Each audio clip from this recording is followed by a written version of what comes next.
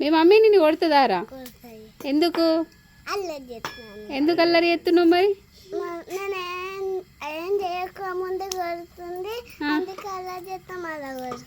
నువ్వేం చేస్తలేవా? హోంవర్క్ చేస్తున్నావా? మరి మీ పప్ప ఏమంటలేడు మమ్మీ కొడితే? ఏమంటుండు? పప్ప కూడా కొడతా అంటున్నా? మరి మమ్మీని కొడతా అంటున్నాడా?